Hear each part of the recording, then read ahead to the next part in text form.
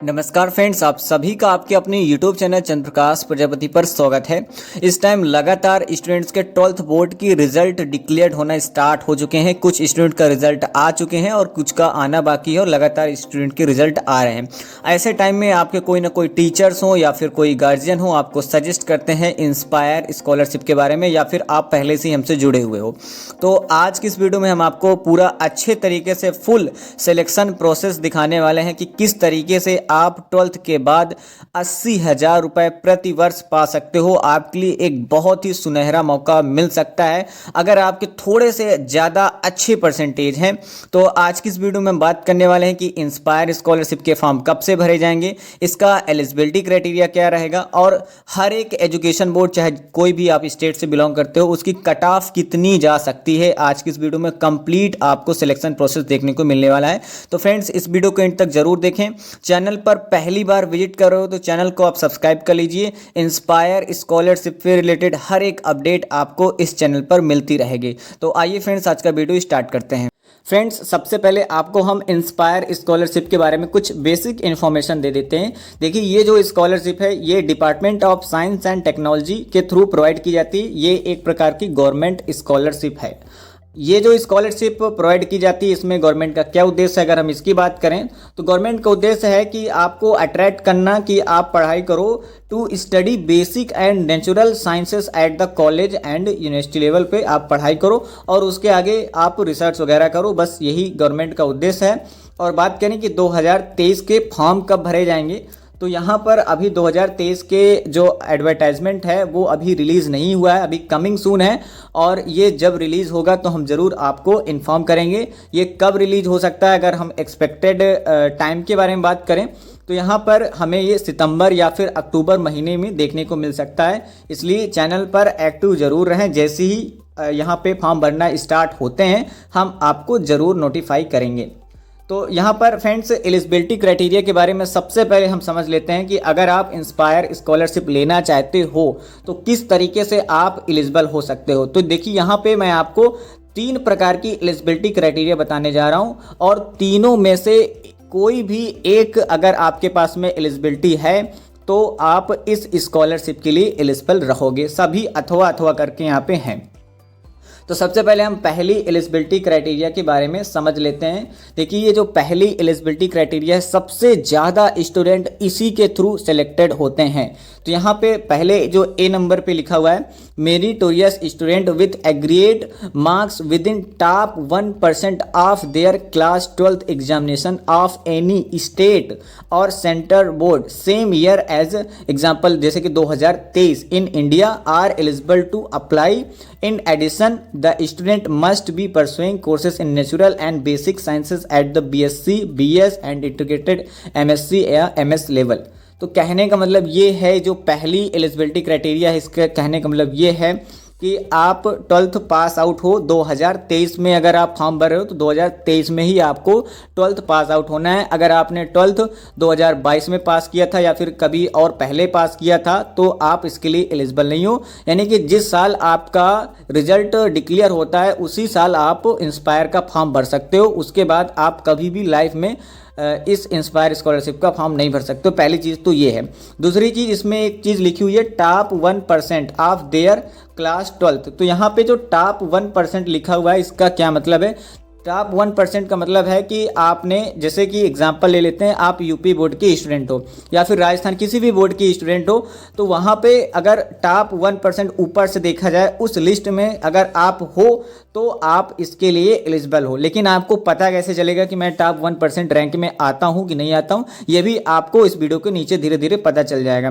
तो इस तरीके से आपको फॉर्म भरना होता है। और एक चीज़ और रहती है कि आपको सिर्फ बीएससी ही करनी है। बीएससी कर सकते हो, बीएससी ऑनर्स वगैरह कर सकते हो या फिर इंटीग्रेटेड यहाँ पे एमएससी वगैरह कर सकते हो। बस इतने ही आप कर सकते हो। इसमें भी अभी एक कंडीशन लगती है कि आपको कौन कौन से सब्जेक्ट लेने हैं, ये भी मैं आपको बताऊंगा। टोटल 18 सब्जेक्ट की लिस्ट है, यानी कि बीएससी तो करनी है तो बीएससी में कौन कौन से सब्जेक्ट लेके आप बीएससी कर सकते हो और कौन कौन से सब्जेक्ट लेके नहीं कर सकते हो, ये भी मैं आपको बताऊंगा।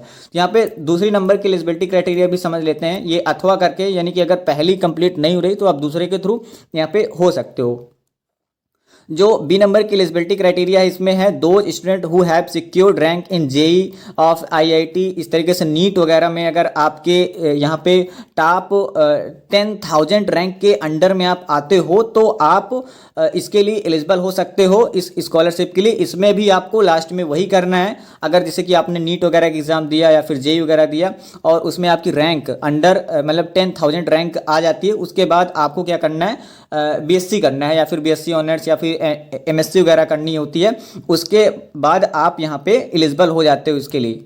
इसके बाद बात कर लेते हैं, हमारे पास में एक एलिजिबिलिटी क्राइटेरिया और है, इसमें बहुत ही कम स्टूडेंट सेलेक्ट होते हैं, मतलब ये क्राइटेरिया ज़्यादा किसी के पास में रहता नहीं। सबसे ज़्यादा एलिजिबिलिटी क्राइटेरिया वही 12th वाला है, टॉप 1% वाला जो ए नंबर पे मैंने आपको बताया। यहाँ पे एक एलिजिबिलिटी क्राइटेरिया ये है कि अगर आप national talent search examination NTSC scholar हो या फिर आप JBNSTS स्कॉलर हो या फिर ओलंपियाड मेडलिस्ट वगैरह स्टूडेंट हो, तो आप इस स्कॉलरशिप के लिए एलिजिबल हो जाते हो फॉर्म वगैरह भरने के लिए। आगे बात कर लेते हैं कि इसके बारे में कुछ और हम जानकारी ले लेते हैं। Please note that student who have passed class 12th examination in the previous year will not be considered, ये मैं आपको ऑलरेडी बता चुका हूं। इसके बाद इसमें अगर हम बात करें कि कितना अमाउंट मिलता है, तो देखिए इसमें अमाउंट तो 80,000 रुपये का बताया जा रहा है, जिसमें आपको दो यहाँ पे इंस्टॉलमेंट यानी कि दो ब्रेक करके आपको मिलता है। अमाउंट किस तरीके से मिलता है आपको एक बार आपको ध्यान से इसको समझना चाहिए। 60,000 रुपये प्लस 20,000 रुपये ऐसे करके ये अमाउंट आपको देखने को मिलता है। तो इसमें 60,000 तो आपकी पेवर स्कॉलरशिप है और 20,000 रुपये आपके मेंटरशिप प्रोजेक्ट के हैं, यानी कि इसमें आपको एक प्रोजेक्ट बनाना होता है, उसको सबमिट करना होता है, ऑनलाइन ही अपलोड वगैरह करना रहता है, जिसमें से आपको 20,000 रुपये मिलते हैं। तो कहने का मतलब ये है कि अगर आप सिर्फ और सिर्फ स्कॉलरशिप लेते हो तो आपको सिर्फ 60,000 मिलेगी, लेकिन अगर आप मेंटरशिप प्रोजेक्ट वगैरह रिसर्च वगैरह करते हो तो आपको 20,000 रुपये और मिलेंगे। अगर प्रोजेक्ट करते हो तो 20,000 रुपये मिलेंगे, नहीं करते हो तो ये अमाउंट आपको जो 20,000 रुपये है ये आपको नहीं मिलेगा। इस तरीके से टोटल 5 सालों तक यानी कि बीएससी से लेके एमएससी तक आपको ये इंस्पायर स्कॉलरशिप मिलती है। आगे बात कर लेते हैं इसमें कि जैसे कि आपने 12th के बाद बीएससी में एडमिशन ले लिया और बीएससी में आप कौन से सब्जेक्ट लेके एडमिशन लेना है आपको, जैसे कि यहाँ पे अलग अलग स्टूडेंट हैं और हर तरीके के यहाँ पे स्टूडेंट पाए जा रहे हैं। कोई बीएससी कर रहा है तो कोई बीएससी ऑनर्स कर रहे हैं, कोई बीएस कर रहे हैं, इंटीग्रेटेड एमएससी, इस तरीके के यहाँ पे कोर्सेस दिए गए हैं। इसके अलावा कोई अदर कोर्स आपको नहीं करना है। अगर आप एक बीटेक वगैरह करने लगते हो या फिर नर्सिंग वगैरह करने लगते हो तो आप इसके लिए एलिजिबल नहीं हो, ये चीज़ आपको ध्यान देनी है। सिर्फ आप बीएससी में ही एलिजिबल हो, यानी कि जो इसमें लिखे हुए हैं इन्हीं में आप एलिजिबल हो। सब्जेक्ट की बात कर लेते हैं तो यहाँ पे टोटल 18 सब्जेक्ट हैं, यानी कि अगर आपको बीएससी ऑनर्स करना है या फिर बीएससी करनी है तो जो आपके मेजर सब्जेक्ट हैं एटलीस्ट 18 सब्जेक्ट में से ये होने चाहिए।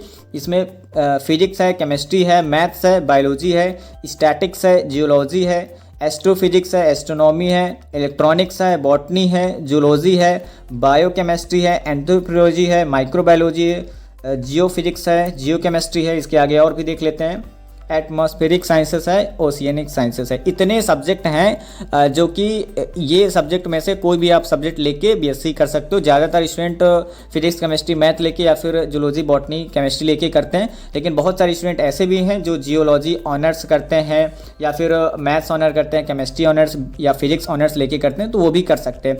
लेकिन अगर आप इसके अलावा जो 18 सब्जेक्ट हैं इनके अलावा आप कोई अदर सब्जेक्ट लेके करते हो तो फिर आप इसके लिए एलिजिबल नहीं हो। और साथ ही साथ एक चीज़ और आपको विशेष तौर पे ध्यान में देनी है कि अगर आप जो एक होता है बीएससी बीएड डुअल डिग्री जो आपको मिलती है वो भी इसमें अप्लाइड नहीं है, यानी कि वो अलग है। यानी कि जो बीएड होता है 4 साल का बीएड एक होता है तो वो यहाँ पे एलिजिबल नहीं है। और साथ ही साथ आप अगर डिस्टेंस लर्निंग करते हो यानी कि आप रेगुलर स्टूडेंट नहीं हो, डिस्टेंस लर्निंग वाला करते हो यानी कि ऑनलाइन वाला काम करते हो तो भी आप एलिजिबल नहीं हो। इसके आगे हम बात कर लेते हैं documents required along with application, यानी कि आप इंस्पायर स्कॉलरशिप का फॉर्म भरोगे तो कौन कौन से आपको डॉक्यूमेंट्स लगेंगे। डॉक्यूमेंट्स में देखिए तो यहाँ पे कुछ डॉक्यूमेंट्स यहाँ पे लिखे हुए हैं, लेकिन सभी डॉक्यूमेंट्स आपको जरूरी नहीं है, यहाँ पे कुछ डॉक्यूमेंट ऑप्शनल में भी है। और यहाँ पे जैसे कि मैंने आपको बताया कि 3 प्रकार के एलिजिबिलिटी क्राइटेरिया हैं, तो यहाँ पे सभी के डॉक्यूमेंट्स यहाँ पे लिख दिए गए हैं। तो जैसे कि जो एलिजिबिलिटी क्राइटेरिया ए है जिसमें कि आपने 12th पास किया और आप अपने बोर्ड में टॉप 1% रैंक में आ गए, अगर उसके थ्रू मैं बताऊं जो जिसमें सबसे ज़्यादा बच्चे सिलेक्टेड होते हैं तो उसमें आपको ये तो सबके लिए मैंडेटरी है, पासपोर्ट साइज फ़ोटोग्राफ सबके लिए, आप किसी भी एलिजिबिलिटी क्राइटेरिया के थ्रू अपना सिलेक्शन ले रहे हो। इसके बाद यहाँ पे क्लास 10th की मार्कशीट आपको लगेगी, और यहाँ पे क्लास 10th की जो मार्कशीट लगती है इसका उद्देश्य कोई ऐसा नहीं है कि नहीं आपकी क्लास 10th के नंबर वगैरह देखे जाएंगे, ना बिल्कुल नहीं। बस आपकी डेट ऑफ बर्थ के लिए, प्रूफ के लिए कि आपकी डेट ऑफ बर्थ क्या है, उसके लिए बस आपको यहाँ पे लगानी होती है। और इसके बाद यहाँ पे क्लास 12th की भी मार्कशीट लगानी सबके लिए मैंडेटरी है। इसके बाद यहाँ पे आता है एक endorsement form signed by principle of college या डायरेक्टर, कोई भी हो। तो ये जो इंडोर्समेंट फॉर्म है, बहुत सारे बच्चे हैं जो नए स्टूडेंट हैं इस इंडोर्समेंट फॉर्म के बारे में नहीं जानते होंगे। तो ये बहुत ही बेहद इंपॉर्टेंट कंपोनेंट है इस इंस्पायर स्कॉलरशिप का, सबके लिए ज़रूरी है इंडोर्समेंट फॉर्म बनना। और अगर आप इंडोर्समेंट फॉर्म के बारे में नहीं जानते हो तो इसी वीडियो के नीचे डिस्क्रिप्शन में आप जाना, तो वहाँ पर आप इसके बारे में देख लेना कि ये क्या होता है। आगे बात करें तो यहाँ पे एलिजिबिलिटी नोट है, या फिर इसी को एडवाइजरी नोट भी बोलते हैं। और ये जो एलिजिबिलिटी नोट है ये मैंडेटरी नहीं है, एडवाइजरी नोट जो है ये मैंडेटरी नहीं है। ये मिलता कैसे है, कहाँ से मिलता है, अगर हम इसकी बात करें तो जो आपका स्टेट बोर्ड होता है या फिर सेंटर बोर्ड होता है, जो भी आपका एजुकेशन बोर्ड होते हैं, तो बहुत सारे एजुकेशन बोर्ड हैं जो कि एलिजिबिलिटी नोट रिलीज़ करते हैं फॉर्म भरने से पहले या फिर फॉर्म भरते समय उस टाइम पीरियड में एलिजिबिलिटी नोट रिलीज़ करते हैं। जैसे कि यूपी बोर्ड में जो यूपी एमएसपी की वेबसाइट है वहाँ पर अभी आप जाके चेक करोगे तो वहाँ पे 2022 वाला एलिजिबिलिटी नोट देखने को मिलेगा, जो कि आपके कोई काम का नहीं है। अभी 2023 वाला आया भी नहीं है। तो कहने का मतलब एलिजिबिलिटी नोट लगाना ज़रूरी नहीं है, आप चाहो उसको अटैच करो फॉर्म भरने में या फिर ना करो, वो मैटर नहीं करता है। उसमें कट ऑफ उसमें एक आती है, यानी कि जो आपका स्टेट बोर्ड होता है वो एक डिसाइड कर देते हैं कि इतने नंबर के ऊपर वाले बच्चे इंस्पायर का फॉर्म भर सकते हैं। जैसे कि 2022 में यूपी बोर्ड की बात करें तो बहुत सारे बच्चे देखे होंगे जिसमें 397 नंबर उसमें लिखा हुआ है, यानी कि 397 अंक या फिर उससे ज़्यादा अंक प्राप्त करने वाले बच्चे इंस्पायर स्कॉलरशिप का फॉर्म भर सकते हैं। जैसे कि मैं स्पेशली अभी यूपी के लिए बता रहा हूँ, अभी पूरे इंडिया के लिए कट ऑफ मैं बताऊँगा, अलग अलग जितने भी बोर्ड हैं सबके लिए एक्सपेक्टेड कट ऑफ बताऊँगा। तो इस तरीके से वो जो यहाँ पे एलिजिबिलिटी नोट आता है वो आपका कोई फाइनल सिलेक्शन नहीं रहता है, वो एक प्रकार से आप कह सकते हो कि नहीं ये मेरी फर्स्ट कट ऑफ है। और जो फाइनल कट ऑफ आती है वो उस एलिजिबिलिटी क्राइटेरिया यानी कि उस एलिजिबिलिटी नोट में जो नंबर लिखे रहते हैं उससे कहीं ना कहीं 2-4-10 नंबर ज़्यादा ही बढ़ के आती है। ये चीज़ आपको भी पता होनी चाहिए। इसके बाद यहाँ पे बात करें, ये जो 6 नंबर पे यहाँ पे सर्टिफिकेट लिखा हुआ है ये उन स्टूडेंट के लिए है जो IIT मतलब या फिर नीट में जो टॉप 10,000 रैंक में आ जाते हैं उनके लिए है, ठीक है, सबके लिए नहीं है। इसके बाद ये जो कम्युनिटी कास्ट सर्टिफिकेट है, ये इसका कोई मतलब नहीं, ये नहीं लगता है। और एनी अदर सपोर्टिंग डॉक्यूमेंट्स, इनका भी कोई मतलब नहीं। तो आप डॉक्यूमेंट्स के बारे में समझ गए, तो आइए इसके बारे में और भी इंफॉर्मेशन लेते हैं। अब बात कर लेते हैं 2023-24 के बारे में, कट ऑफ के बारे में कि कितनी जा सकती है। जैसे कि आपको पता है कि आपने 12th पास आउट कर लिया और आपने फॉर्म भी भर दिया इंस्पायर स्कॉलरशिप का, या फिर अभी जब आप फॉर्म निकलेंगे, जब आउट होंगे तब आप फॉर्म भरोगे। तो यहाँ पे सबसे बड़ी कन्फ्यूजन ये रहती है कि हमारे इतने परसेंटेज हमारा सिलेक्शन होगा कि नहीं होगा। तो देखिए मैं आपके सामने एक एक्सपेक्टेड कट ऑफ दिखा रहा हूं, यानी कि कुछ पिछले कई वर्षों का एक रिकॉर्ड कि इतने से इतने हमेशा जाती थी, तो वही मैं आपके सामने यहाँ पे दिखा रहा हूं। तो यहाँ पे आप अपने बोर्ड के अकॉर्डिंग मैच कर सकते हो। जैसे कि आंध्र प्रदेश से यहाँ पे 97 से 98% जा सकती है जो भी आंध्र प्रदेश के स्टूडेंट है। असम के 83 से 87, बिहार वाले यहाँ पे 80 हमें लिखा हुआ है, लेकिन अगर किसी को बिहार का स्टूडेंट है तो 79% है, तो भी उनको एक बार फॉर्म जरूर भरना चाहिए। CBSE वालों की कट ऑफ थोड़ी सी ज़्यादा रहती है, तो 93 से ऊपर ही रहेगी CBSE वालों की। और छत्तीसगढ़ वालों की तो उतनी ज़्यादा नहीं रहती, तो 84 भी हैं अगर आपके, तो भी आपको फॉर्म भर देना चाहिए। गोवा की है, गुजरात की भी इस तरीके से 79 भी है, तो भी आपको फॉर्म भर देना चाहिए। सिलेक्शन हो या ना हो वो अलग बात है, लेकिन आपको अगर आप BSc कर रहे हो तो आपको फॉर्म जरूर भरना चाहिए। हरियाणा में भी कट ऑफ थोड़ी सी हाई देखने को मिलती है। हरियाणा में यहाँ पे आप देख सकते हो कुछ इस तरीके से है, 93 से 96% तक जा सकती है। हिमाचल प्रदेश में भी वैसे हिमाचल में तो उतनी हाई नहीं जाएगी शायद इस बार। झारखंड में 79, झारखंड की कट ऑफ कम रहती है। कर्नाटका की है कट ऑफ आपके सामने, केरला वगैरह में तो बहुत ही हाई रहती है। मध्य प्रदेश की बात करें तो मध्य प्रदेश में यहाँ पे यूपी के अकॉर्डिंग तो काफ़ी ज़्यादा यहाँ पे कट ऑफ हाई जाती है। हो सकता है जो 90 से 93 लिखा है, हो सकता है 91 से 94 हो जाए। मतलब देखो जो फाइनल कट ऑफ आएगी वो तो एकदम से एग्जैक्टली आएगी, एकदम पॉइंट में, इस तरीके से जैसे कि 92.3% इस तरीके से आएगी। लेकिन ये अभी हम इंटरवल में लिखे हैं कि अगर आपके परसेंटेज इतने से इतने के बीच में है तो आपको फॉर्म भरना चाहिए। आगे बात करें तो महाराष्ट्र है 85 से 90% तक की कट ऑफ जा सकती है। मणिपुर है, मेघालय, मिजोरम, नागालैंड, उड़ीसा, पंजाब। राजस्थान की बात करें तो यहाँ पे राजस्थान की कट ऑफ थोड़ा सा हाई देखने को मिल सकती है, हो सकता है 90 से 94% तक देखने को आपको मिल जाए। तमिलनाडु, तेलंगाना, त्रिपुरा। उत्तर प्रदेश की बात करें तो यूपी में तो ज़्यादा कट ऑफ हाई उतनी नहीं जाती है, हमेशा 80 से 83% के बीच में ही रहती है, तो यूपी वालों को उतनी टेंशन लेने की ज़रूरत नहीं है। और जिनके 83 से ज़्यादा परसेंटेज हैं और यूपी बोर्ड के स्टूडेंट हैं तो उनको तो ज़रूर से ज़रूर फॉर्म भरना चाहिए, उनका सिलेक्शन के एकदम से पक्का ही समझ लीजिए। तो इस तरीके से आप यहाँ पे एक्सपेक्टेड कट ऑफ देख पाए हो कि ये रही एक्सपेक्टेड कट ऑफ, कि आपको फॉर्म भरने का एक आइडिया ज़रूर मिल जाएगा। फ्रेंड्स, अगर आपने यहाँ तक वीडियो को बिना स्किप किए देख लिया है तो आप समझ लीजिए कि अब आपको यहाँ पे प्लस के ऊपर प्लस पॉइंट आपको यहाँ पे देखने को मिलने वाले हैं। यहाँ पे सबसे इम्पॉर्टेंट क्वेश्चन ये है कि क्या फॉर्म भरने में कोई बैंक अकाउंट अपलोड करना है क्या। तो बहुत सारे स्टूडेंट ये होते हैं कि उनको पहले कोई बोल देता है कि SBI का बैंक अकाउंट अपलोड करना है, तो वो सबसे पहले SBI का अकाउंट ओपन कराने में ही लग जाते हैं। ऐसा नहीं करना है, फॉर्म भरते टाइम कोई भी बैंक अकाउंट अपलोड करने की ज़रूरत नहीं पड़ेगी। बैंक अकाउंट कब अपलोड करना है वो आपको आगे देखने को मिल रहा है। फॉर्म भरने के बाद ऑफर लेटर कब आ जाता है, देखिए जब आप पूरा अपना फॉर्म फाइनल सबमिट कर देते हो, फॉर्म जो भरा जाता है वो ओनली ऑनलाइन मोड ही भरा जाता है। तो फॉर्म भरने के बाद ऑफर लेटर यूजली 5 से 6 मंथ में आपका ऑफर लेटर आ जाता है, ठीक है। इसके बाद आगे बात करें BSc किस किस कॉलेज से कर सकते हैं, तो ये स्टूडेंट के मन में कहीं ना कहीं एक क्वेश्चन जरूर आता है। तो कुछ लोग बोल देते हैं कि सिर्फ गवर्नमेंट कॉलेज से ही इंस्पायर स्कॉलरशिप मिलती है, तो ऐसा नहीं है। आप चाहे गवर्नमेंट कॉलेज में पढ़ो, यूनिवर्सिटी में पढ़ो या फिर कोई प्राइवेट कॉलेज हो, सभी में आपको इंस्पायर स्कॉलरशिप मिल सकती है।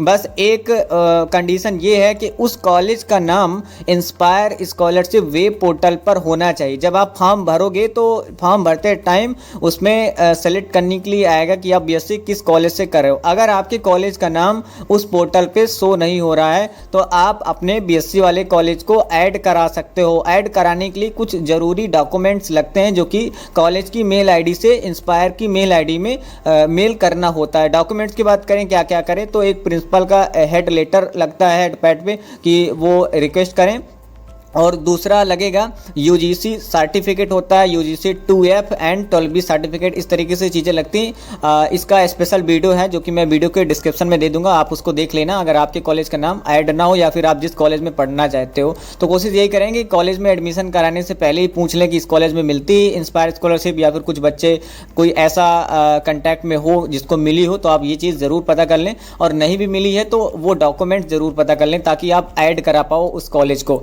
आगे बात करें, फॉर्म भरते समय साइबर कैफे वाले या कॉलेज वालों को पैसा देना होता है क्या। देखिए ये क्वेश्चन आपको देखने में बहुत ही नॉर्मल लग रहा होगा, आंसर भी इसमें नो है, नहीं है, लेकिन इसमें आंसर नो कैसे है, मतलब कैफ़े वाले हैं, आप फॉर्म बनाने जाओगे तो पैसा तो ले ही लेंगे। पैसा लेने का मतलब ये है कि 100-200 रुपए ले लेते हैं, वो ठीक है, वो नॉर्मल है, वो कोई बात नहीं। लेकिन बहुत सारे साइबर कैफ़े वाले हैं जो आपके एक अच्छे परसेंटेज देख के गारंटी लेंगे ये कहते हुए कि हम आपका ऑफर लेटर दिलवा देंगे, आपको इंस्पायर स्कॉलरशिप दिलवा देंगे, हम दिल्ली जाएंगे, हम सोर्स लगाएंगे, हम वहाँ पे पैसा देंगे। ऐसा कुछ भी नहीं, ये स्कॉलरशिप 0% करप्शन, इसमें कुछ भी करप्शन नहीं होता है और इसमें कहीं पर भी किसी भी बाबू कोई भी सोर्स में पैसा नहीं देना होता है। बहुत सारे कैफ़े वाले हैं जो आपको लूट लेते हैं, क्योंकि यहाँ पे ऐसा रहता है कि अगर आपकी कट ऑफ क्लियर हो गई, आपके अच्छे परसेंटेज हैं, तो ये स्कॉलरशिप मिलना एकदम से कंफर्म है, फिक्स है। तो ये चीज़ आपको विशेष ध्यान में रखनी है कि ना तो किसी साइबर कैफ़े वाले को पैसे देने हैं, मतलब पैसे देने का मतलब बहुत सारे कैफ़े वाले हैं जो आपसे डिमांड करेंगे 20,000 रुपये की, 10,000 रुपये की, 5,000 रुपये की, इस तरीके से बड़ी बड़ी डिमांड करेंगे कि स्कॉलरशिप आने के बाद पैसा दे देना। तो बिल्कुल भी किसी को हाँ नहीं बोलनी, चाहे वो कॉलेज वाले हों चाहे वो साइबर कैफ़े वाले हों। आगे बात कर लेते हैं, बहुत ही इंपॉर्टेंट चीज़, यहाँ से अगर आप वीडियो को देख रहे हैं तो बिल्कुल भी स्किप वगैरह बिल्कुल ना करें, एकदम कंटिन्यू देखते जाएँ। फॉर्म भरते समय केवल अपनी ही ईमेल आईडी से रजिस्ट्रेशन करें। अगर कैफ़े वाले आपके नाम की कोई दूसरी ईमेल आईडी बना रहे हैं तो ऐसा बिल्कुल भी ना होने दें। अब आपको ऐसा लग रहा होगा कि ये क्यों लिखा है, क्योंकि कुछ कैफ़े वाले क्या करते हैं, मतलब ईमेल आईडी आपके नाम की बना लेंगे, उसका एक्सेस उन्हीं के पास में रहेगा और फॉर्म भर देंगे, ऑफर लेटर वगैरह आ जाएगा और सब कुछ हो जाएगा। लेकिन बाद में जब स्कॉलरशिप आ जाएगी तो वो आपको ना तो ईमेल आईडी देंगे ना ही पासवर्ड देंगे, और फिर बाद में आप कुछ कर भी नहीं पाओगे और ज़बरदस्ती आपसे पैसा मांगते हैं। काफ़ी ज़्यादा ये चीज़ें स्टूडेंट्स को फेस करनी पड़ती है। इसलिए अपनी ही ईमेल आईडी से रजिस्ट्रेशन करें और कोशिश करें कि आप खुद ही अपना फॉर्म भरें। जब फॉर्म भरना स्टार्ट होंगे तो ज़रूर हम एक वीडियो अपलोड करेंगे कि कैसे फॉर्म भरना है। तो आप सेल्फ तरीके से फॉर्म भर सकते हो, चाहे मोबाइल हो चाहे लैपटॉप हो, आप भर सकते हो। लेकिन आप नहीं भर पा रहे हो तो उसके लिए मैंने यहाँ पे सारी चीज़ें लिखी हुई थी। आगे बात कर लेते हैं, जैसे कि आपका ऑफर लेटर आ जाता है। ऑफर लेटर आने के बाद आगे क्या करना होता है? देखिए, जब आपका फॉर्म भरने के बाद 5 से 6 महीने के बाद ऑफर लेटर आ जाता है, उसके बाद आपको करना होता है बैंक डिटेल्स अपलोड। यहाँ पे 2 चीज़ें अपलोड करनी होती हैं, 2-3 चीज़ें। देखिए, पहले क्या है, अपलोड SBI बैंक अकाउंट। इसमें अकाउंट टाइप में लिखा हुआ है regular saving bank account with no transaction limit, यानी कि ऐसा बैंक अकाउंट अपलोड करना है जिसमें कोई ट्रांजेक्शन लिमिट मतलब ना लगी हो।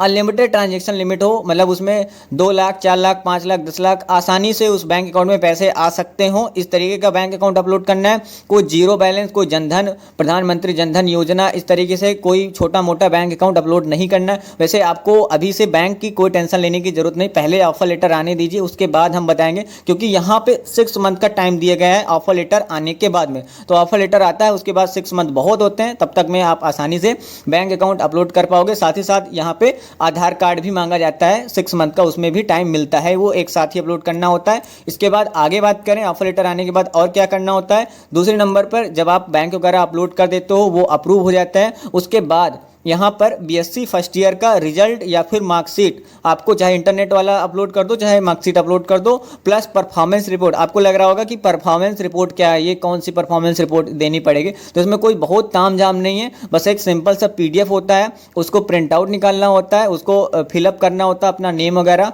और उसमें कॉलेज नेम वगैरह फिलअप करना होता है, और अपने कॉलेज के प्रिंसिपल से सिग्नेचर स्टैम्प करा लेना होता है और उसको अपलोड करना होता है। इसके लिए एक पूरा 1 ईयर का टाइम होता है from the date of offer letter. जिस दिन आपका ऑफर लेटर आता है उस दिन से लेके अगले पूरे 1 साल का टाइम होता है, जो कि बहुत ही ज़्यादा टाइम है, आपको आसानी से मिल जाएगा, कोई भी टेंशन लेने की ज़रूरत नहीं है। आगे देखते हैं BSc फर्स्ट ईयर में कितने % लाने होते हैं। ज़्यादा से ज़्यादा स्टूडेंट BSc करने तो लग जाते हैं, लेकिन बाद में उनको ये नहीं पता चलता कि पता चला परसेंटेज कम हो गए, उसकी वजह से उनको स्कॉलरशिप फिर बाद में नहीं मिलती है। देखिए, यहाँ पे इंस्पायर का एक क्राइटेरिया है कि आपको BSc जब करनी है तो चाहे फर्स्ट ईयर हो, सेकेंड ईयर हो, कोई भी ईयर हो, हर साल आपको 60% या फिर 60% से ज़्यादा नंबर लाने हैं। अगर आपका रिजल्ट परसेंटेज में आ रहा है तो आपको 60% या फिर 60% के ऊपर लाने हैं। इसके बाद अगर आपका रिजल्ट CGPA में आ रहा है, क्रेडिट वगैरह मिलते हैं रिजल्ट, कुछ लोगों का रिजल्ट CGPA में आता है। इस टाइम बहुत सारी यूनिवर्सिटी है जो रिजल्ट CGPA में ही दे रही हैं, तो उसमें आपको 7 CGP या फिर 7 CGP के ऊपर नंबर लाने। ध्यान रहे, यहाँ पे कोई कन्वर्जन नहीं चलेगा कि पता चला 6.99 CGP आ गया और आप उसको कन्वर्ट करो परसेंटेज में, तो कन्वर्जन नहीं चलता। यहाँ पे अगर CGPA में रिजल्ट आ रहा है तो CGPA ही चलेगा। एक बात यहाँ पे एक सवाल और आता है, एक डाउट और आता है कि मान लेते हैं कि BSc फर्स्ट ईयर में आपके 60% नंबर नहीं बने, मतलब नहीं मिले या फिर 7 CGP नहीं मिले, तो क्या एकदम से परमानेंट इंस्पायर स्कॉलरशिप डिसकंटिन्यू हो जाएगी? नहीं, ऐसा नहीं है। आपको सिर्फ और सिर्फ उस साल की स्कॉलरशिप नहीं प्रोवाइड की जाएगी, आपको नेक्स्ट टू नेक्स्ट ईयर की स्कॉलरशिप मिलेगी अगर आपके आगे अच्छे परसेंटेज होते हैं। आगे बात कर लेते हैं फर्स्ट इंस्टॉलमेंट कितनी आएगी। तो फर्स्ट इंस्टॉलमेंट आपको 1,20,000 रुपये मिलेगी। 1,20,000 रुपये जो आपको मिल रही है, ये पूरे के पूरे 2 सालों की स्कॉलरशिप मिल रही है, यानी कि BSc फर्स्ट ईयर की और BSc सेकंड ईयर की। ये एक साथ क्यों मिल रही है? देखिए, जो BSc फर्स्ट ईयर की स्कॉलरशिप मिलती है ये आपके 12th के बेसिस पे होती है। जब आप BSc फर्स्ट ईयर की मार्कशीट अपलोड करते हो तब आपको यहाँ पे 1,20,000 रुपये मिलते हैं, क्योंकि BSc सेकेंड ईयर की स्कॉलरशिप BSc फर्स्ट ईयर के बेसिस पे आती है। तो यहाँ पे 60 हज़ार आप कह सकते हो पूरा का पूरा आपको अमाउंट देखने को मिलता है।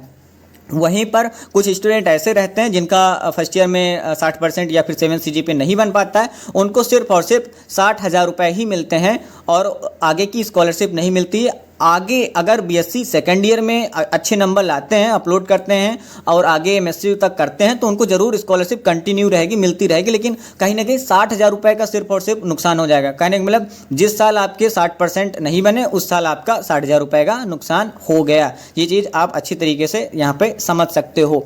आगे बात करें कि और भी आपको इंस्पायर स्कॉलरशिप में कुछ इन्फॉर्मेशन चाहिए तो देखिए यहाँ पे हमारा दिया गया है व्हाट्सअप नंबर, आप हमें व्हाट्सअप कर सकते हो तो आपको रिप्लाई टाइमली मिल जाएगा। थोड़ा सा कभी कभी डिले लग सकता है। यहाँ पे टेलीग्राम चैनल वीडियो के डिस्क्रिप्शन में आपको देखने को मिल जाएगा, व्हाट्सअप ग्रुप भी मिल जाएगा, आप उनको ज्वाइन कर लीजिए। कोई भी प्रॉब्लम होगी या फिर कोई अपडेट आती है तो हम तुरंत ही व्हाट्सअप पे या फिर टेलीग्राम चैनल पे इन्फॉर्म कर देते हैं। साथ ही साथ ये वीडियो अकेले ही मत देखिए, अपने फ्रेंड्स को भी शेयर करिए, अपने पेरेंट्स को शेयर करिए, हर जगह इस वीडियो को पहुंचाइए ताकि कोई भी स्टूडेंट ऐसा ना रहे कि उसके अच्छे परसेंटेज रहें और वो इंस्पायर स्कॉलरशिप का फॉर्म ना भर पाए। तो फ्रेंड्स इस वीडियो को देखने के बाद चैनल को जरूर सब्सक्राइब कर लीजिए। तो फ्रेंड्स मिलते हैं नेक्स्ट वीडियो में।